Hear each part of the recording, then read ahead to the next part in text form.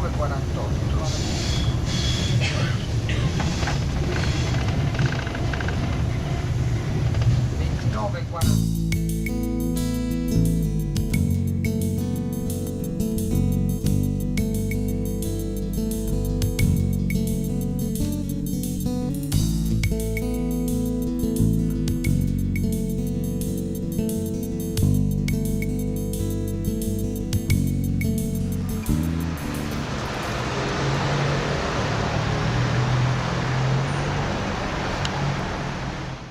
Je suis Fabio Galate, conseiller de la municipalité de Rome, Cinecittà, 10e municipalité de Rome, et je m'occupe de politique sociale et de la culture. Nous avons entamé un processus de transformation et réforme de l'appareil institutionnel qui permet aux citoyens d'intervenir dans les choix, dans les décisions, afin de déterminer leur vie en fonction des collectivités locales.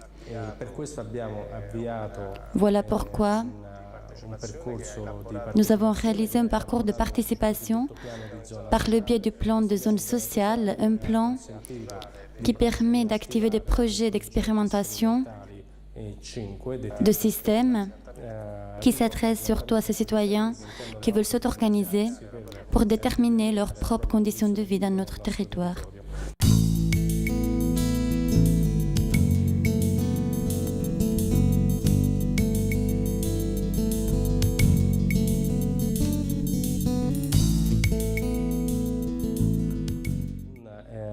Il s'agit d'un processus très significatif en ce qui concerne l'habitat, la maison. Nous vivons dans notre territoire une urgence dramatique. 3 000 familles en état d'expulsion sur 97 000. Et puis, il y a une partie très importante du territoire qui vit le phénomène de la vente de son patrimoine qui était autrefois public. Voilà pourquoi, par le biais de l'agence Diritti, les citoyens se sont organisés pour défendre leurs droits au logement. Ils ont formé des comités anti-expulsion coordonnés par l'agence Diritti qui empêchaient à beaucoup d'entre eux de perdre leur maison. Et surtout, ils ont essayé des chemins expérimentaux de nouvelles formes de politique. La municipalité a ainsi été obligée à essayer le chemin de la réquisition par le biais d'un arrêté émis par la municipalité.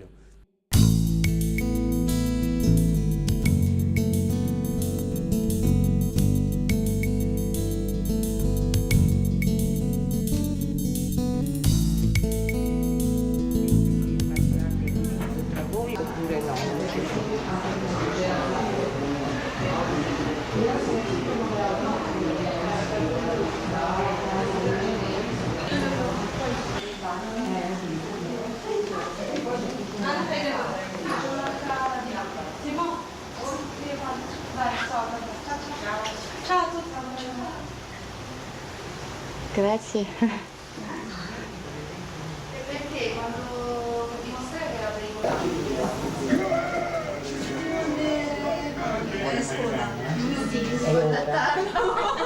Ciao, auguri. Ciao, grazie.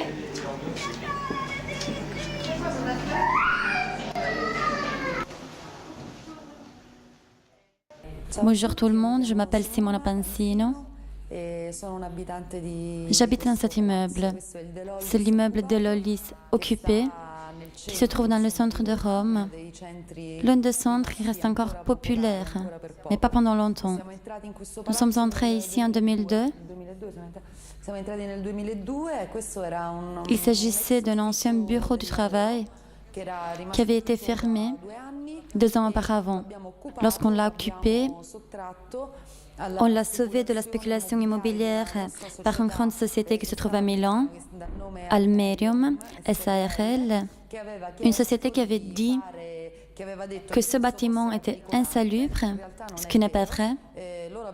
Ils avaient dit qu'il était insalubre afin d'expulser le bureau et réaliser ici un grand hôtel, l'énième de la ville. Donc voilà, nous l'avons sauvé de la spéculation immobilière et nous lui avons redonné la vie. Les habitants de cet endroit représentent 80 foyers pour un total de 160 personnes. Il s'agit de célibataires et couples, des Italiens, des gens qui viennent d'Érythrée, d'Éthiopie, comme Zébédaire ici, des Arabes et des gens du Pérou. Tu veux ajouter quelque chose? Je suis arrivée en 1996 en Italie pour chercher de l'emploi. C'était très difficile. Parfois je travaillais, parfois non. Je n'avais pas d'endroit où habiter. J'ai même 2 enfants. Je fais beaucoup de demandes à plusieurs endroits. Et par après, j'ai trouvé cet immeuble. En 2002. Avant, nous avons occupé Viaretti.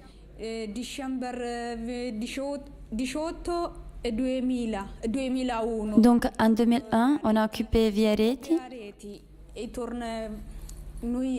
Par après, nous sommes venus ici.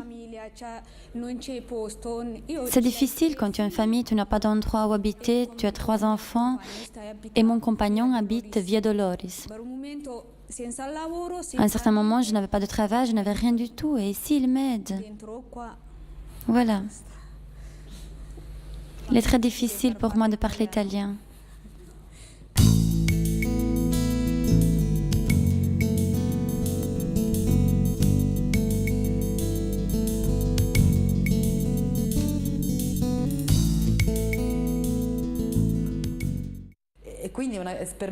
Donc pour nous, c'était vraiment un coup de chance de pouvoir habiter ici.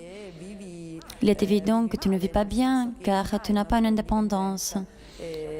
Nous vivons dans des chambres et puis nous avons la salle de bain et la cuisine en commun. Quant au risque de l'occupation, bien évidemment, il y en a surtout pendant la première année. Là, c'est la 3e année que nous sommes là. Au début, nous avons fait pendant 2 ans des piquets, c'est-à-dire tu entres dans un endroit occupé et tu organises un système de roulement, de garde, afin que des inconnus ou des policiers n'entrent. C'était des piquets de 3 heures qui couvraient l'entière journée, donc la nuit aussi. Et pendant 2 ans, toutes les nuits, pendant toute la semaine, on réalisait des piquets de 3 à 6 heures avec Tala, notre occupant. Et cela, bien sûr, parce que nous avons touché des intérêts très hauts à niveau politique, car nous occupons des maisons de particuliers et pas de maisons publiques, d'où les dénonciations à plusieurs reprises. Ils nous ont accusés d'être une association de malfaiteurs, comme n'importe quelle autre association criminelle. Nous avons un poids politique pour le fait que nous montrons à l'administration, au gouvernement, la réalité des occupants, qui sont des gens normaux, ordinaires, qui ont un besoin objectif d'un logement.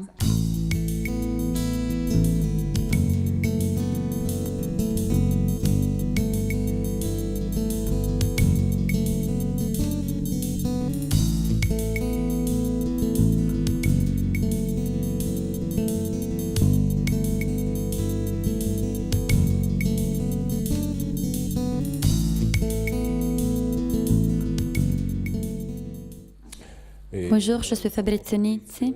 Je fais partie d'Action, agence communautaire Diritti, qui travaille à Rome depuis plusieurs années.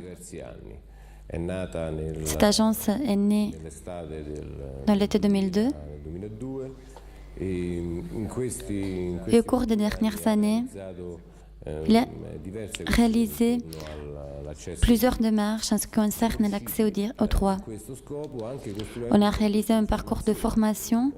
Il y en a un implicite dû au processus, au mécanisme de conflits sociaux existants. Et puis il y a un autre parcours plus explicite qui a été construit pendant les dernières années et qui s'y ajoute.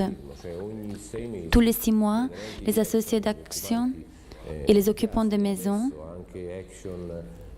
coopèrent avec Action Travail, qui a entamé des activités sur le travail, justement, et Action Immigré, une autre partie de l'association qui travaille plutôt sur les politiques de l'accueil. Ils organisent tous ensemble des formations avec des juristes, des politiques, des travailleurs sociaux, des exposants de municipalités, des avocats. Ils mettent en œuvre des procédures d'accueil et de soutien, etc. Donc, on a mis en œuvre un grand processus populaire qui implique des centaines de personnes à Rome et surtout qui implique des centaines de personnes en état de pauvreté.